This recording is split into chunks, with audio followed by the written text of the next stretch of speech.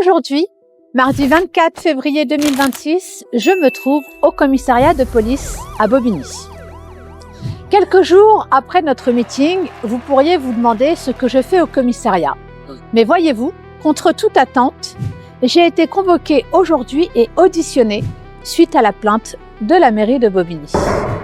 Ce n'est pas la première fois que la mairie, que la municipalité m'attaque au tribunal.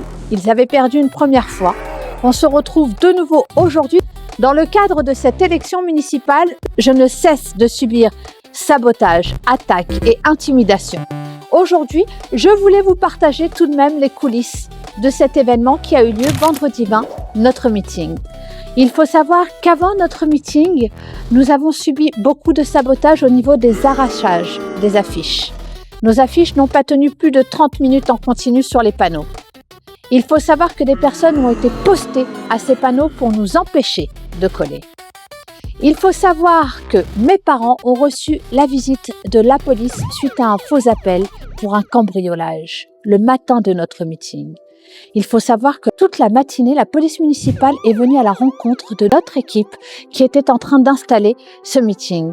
Il faut savoir que nous avons eu beaucoup de mal à avoir du matériel, des chaises, des tables pour l'organisation de cet événement.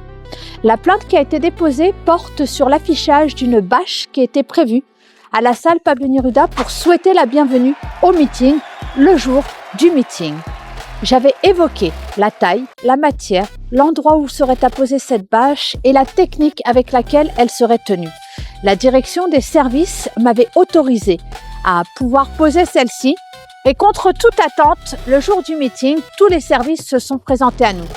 Que ce soit différents policiers municipaux, que ce soit directeur général adjoint des services, que ce soit directeur général des services.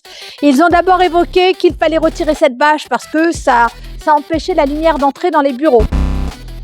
Ils ont ensuite évoqué le problème sur les sorties de secours, sauf que la bâche était en hauteur. On nous a ensuite dit que c'était un problème d'autorisation. Simplement, la demande avait été faite et nous ne comprenions pas que ça change à ce moment-là. La municipalité nous a fait savoir qu'elle ferait faire une constatation, chose que nous avons acceptée. Notre avocat a écrit au cabinet du maire afin d'éclaircir la situation et nous avons choisi de retirer cette bâche pour la poser finalement sur une armature prévue à cet effet.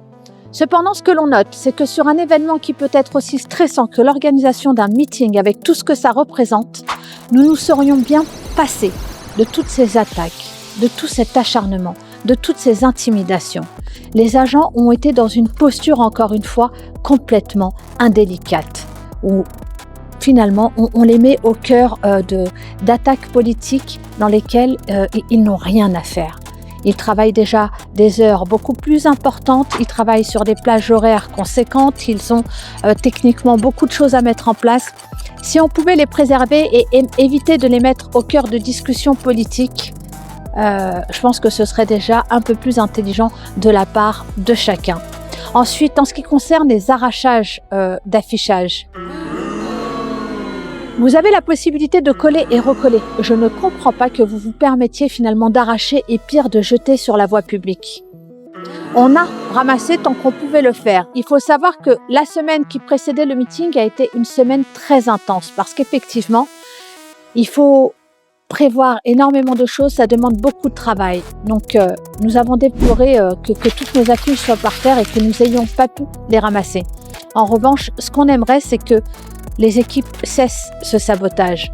Encore une fois, il est important que chacun prenne conscience de la responsabilité que ça représente. On est juste là pour que les choses avancent. Et vous l'aurez remarqué, ces derniers jours, je m'appuie énormément sur des personnages historiques pour faire passer des messages. Alors aujourd'hui, j'ai juste envie de dire, je ne savais pas qu'il serait si facile de faire son devoir quand on est en danger. Dixit, Jean Moulin.